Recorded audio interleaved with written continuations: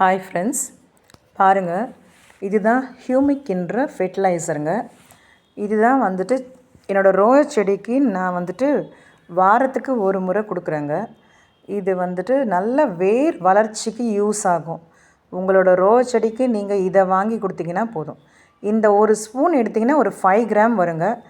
என்கிட்ட 5 கிராம் எடுத்தால் ஒரு 1 லிட்டருக்கு 1 கிராம், 5 லிட்டருக்கு 5 கிராம். இப்போ நான் 5 லிட்டர் தண்ணி ஊற்றுறேங்க. நான் எடுத்து அந்த 5 கிராமுக்கு 5 லிட்டர் தண்ணி போட்டு நான் மிக்ஸ் பண்ணிக்கிறேன். இது நல்லா ஆற்றணுங்க. இது நல்லா ஆற்றின பிறகு ஆக்சிஜனோடு மிக்ஸ் ஆகும்.